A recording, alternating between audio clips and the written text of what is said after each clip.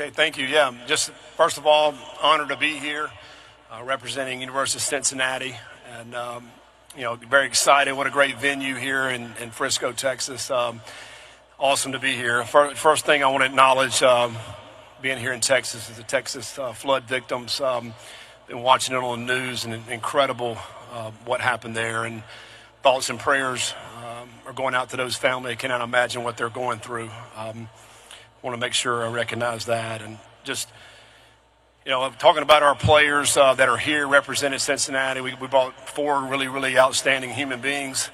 I want to recognize those guys. Quarterback Brendan Sorsby, who played high school at Lake Dallas, not too far from here, so he's back here. He's actually played in this stadium right here, so very familiar with this. But he's a great leader and a great player in a league full of great quarterbacks. I think he's one of them. Joe Royer, our tight end, a first-team All-Big 12 tight ends with us, a player that's from Cincinnati that is a great tight end and a great player. I think he's got a really, really bright future ahead of him. Glad he's here with us here today. Gavin Gerhardt's our starting center. Gavin will be a three-time captain coming up this fall for us. A tremendous leader, one of our best leaders on our whole football team, the most respected player that we have. Playing the center position for us. And then Dante Corleone, the Godfather, is also from Cincinnati, and he's a really, really good player as well, and kind of the anchor of our defense and the defensive line. So just want to make sure I recognize those four guys. They represent our college. They represent our football team in a great way. We've had a great offseason. Excited about our football team this year. We're brought back a lot of great players. I just mentioned four of them. All four of these guys had opportunities to either go to the NFL or obviously go to some other programs and decided to stick it out with us and come back and have a great season for them. It starts with that. We were able to add some great players in the portal this offseason where we needed and had some deficiencies.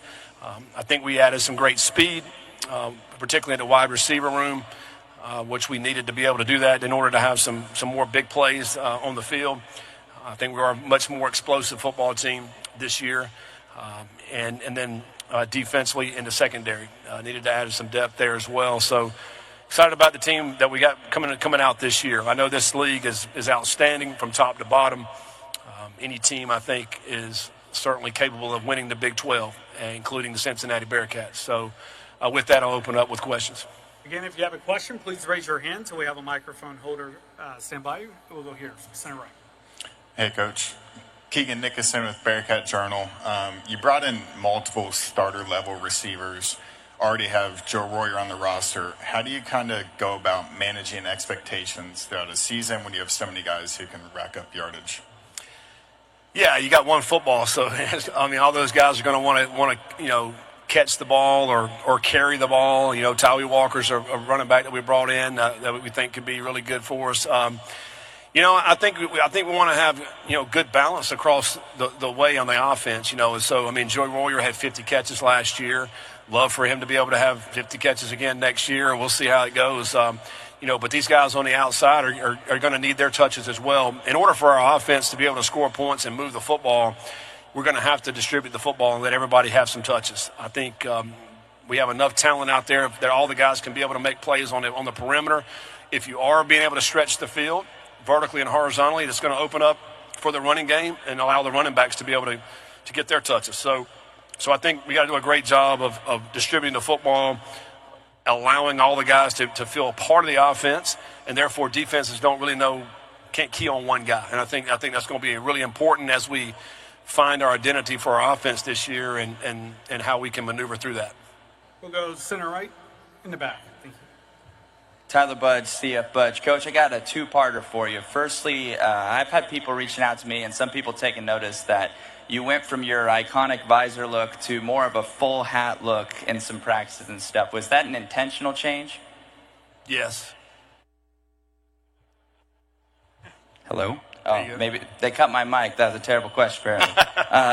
But outside of that, you got a big neutral site opener to the season against Nebraska. What do you like about that opportunity to sort of showcase your team to start the season?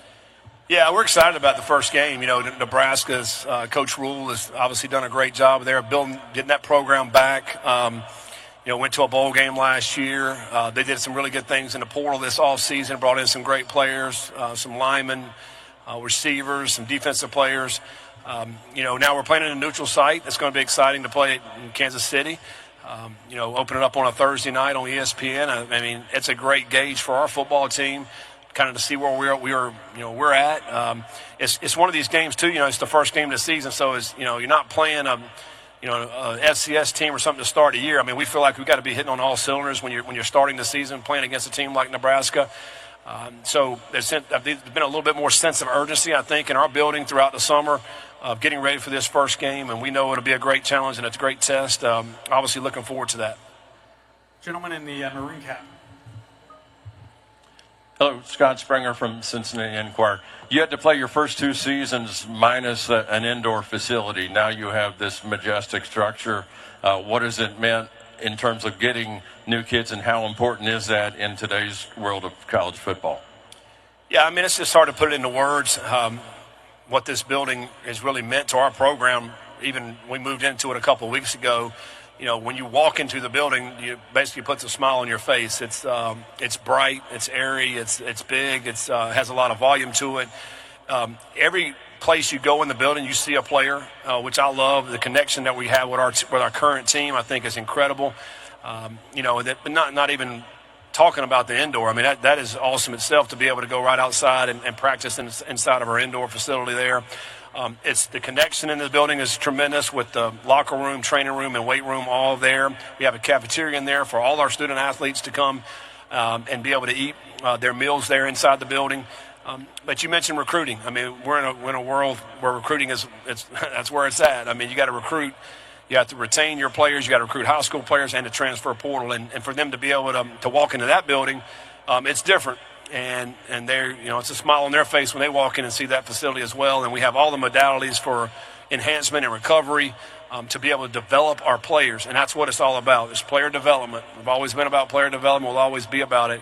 And we can develop our players inside this building. So we can't wait for this. And it's going to really enhance our team, I think, as we move forward in the future. We'll go to the gentleman in the second row. All right. Coach Lynn Harrington with Stay Alive in Power 5. How you doing today? Great. That's good. So to follow up with your opening matchup at Arrowhead Stadium with Nebraska, what do you know about Coach Matt Rule? And with you coming off a couple losing campaigns, how important will it be for you to kick off the season with a win? Yeah, I mean, Coach Rule is obviously an outstanding coach. He's come up through the ranks, coached at small schools, coached in the NFL, was a head coach in the NFL. He's done some great things throughout his career. The thing about his teams, they continue to grow and get better and better. I think year 3 has always been a good year for him in his career. His teams are going to be big. They're going to be physical. They're obviously going to be coached well. They're going to do the little things right. So, again, a great test for us to be able to play a team like Nebraska. I also think, you're playing in a team from another conference where it's a great measuring stick, to see where we're at, compared to, the Big 12 to their conference. It's a neutral site. So, it's going to be, outstanding atmosphere for this game. It'll be full of people, obviously, and sure, it'll be a sellout, and there'll be a bunch of people wearing red at this game. So I think it'll be an awesome atmosphere and a great game. I have a question, center left in the back. Good afternoon, Coach. Alyssa Cooper with the Fort Worth Star-Telegram. I was wondering, going back to recruiting, do recruits ever, mention conference realignment? Do they ever have questions about, the competition and the strength in the Big 12? Is that, something that's come up in recent years, or do recruiters don't really talk about it? I think as long as you're, at this level and the Power 4 right now, and you're playing the kind of teams that have all the resources, they don't really care. In my impression of that, as far as, this is a great league in the Big 12. You're going to play great competition week in and week out, 9 conference games, which is a grueling schedule. You get to go to some great places throughout the country. where our schools are located all over the country. Great fan bases, great stadiums that we get to go into. So I think the Big 12 sells itself, and you're going to play at the highest level. You're going to have an opportunity for all your dreams, goals, aspirations to be met in the Big 12, and then have an opportunity to go play in the NFL. So I don't think I've not gotten any questions about conference realignment or where guys are, teams are going and this and that. And I think obviously it's out there and the media talks about it some. There's a lot of speculation, but I don't think that's ever really been brought up as far as recruits go where we're at right now. Go to the front row here. Coach Neil Meyer with the Front Office News. Obviously, it's never easy replacing 3 offensive linemen starters between Luke Kandra, D'Artagnan Tinsley, and John Williams, who departed for the NFL. You made it a priority to address that this offseason by bringing in Joe Cotton, Tyron Tayo. What have you seen from them here as the offseason progresses, and how does that offensive line add more depth to what it was a season ago? Yeah, we lost some great players from last year. You mentioned those guys. They had been 2-year starters for us, and huge losses. So we knew we needed to go out and get some experience to bring in. And I think, Joe Cotton coming in at left tackle, got here this summer. 6'7", 320, can move. Looks like you want him to look. He's been really good so far since being here. And Tayo is a kid that started a couple years at Ball State. Is big 325-pound, wide shoulders. He's really fit in great. Gavin is kind of taking him under his wings there. Gavin playing center and him playing right beside him at guard. And then Evan Tangenal is a guy that played for us last year that will be another starter on the other side and one of the strongest guys up front that we have. Deion Buford's coming back, going to be a 3-year starter for us as well at right tackle. So I feel like our offensive line's in really good shape. I think these guys could be one of the better O-lines in the Big 12 this year. We also have at least 3 or 4 other guys that can fill in and rotate. So I think we got really good depth up front. And some really good young players, too. I'm excited about some of the young guys that will be up and coming. So, obviously, your offensive line is where it all starts, and I feel like we're in good hands with the guys up front.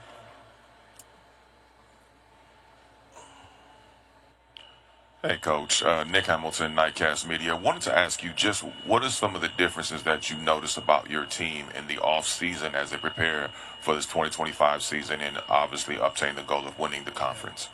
Yeah, I think there's so much parity and so much closeness in the teams that we're playing this year. One of our big things that we talked about was being a disciplined football team. And so the one thing that really stood out to me this last semester is how disciplined our guys are, not only in our facility, but outside of the facility as well. We ended up, having a 3.44 GPA this past spring. We had zero misses in study hall. Our guys are doing what they're supposed to do off the field, and I think that translates. I think how you do anything is how you do everything, and the way these guys have handled themselves off the field, we have not had any issues as far as any of that goes, and I think that speaks volumes. These guys are focused. They're focused on task at hand about going out and wanting to prove something this year. Our guys that have been around our team have felt like they have not lived up to how good that we possibly can be, and I think, with that discipline in this all season, that hopefully will help us in those fourth quarters when those games coming down to one possession. And I think, that's one thing I think can help us get us over the top to go win these games in the fourth quarter. Time for one final question. We'll go here in the front.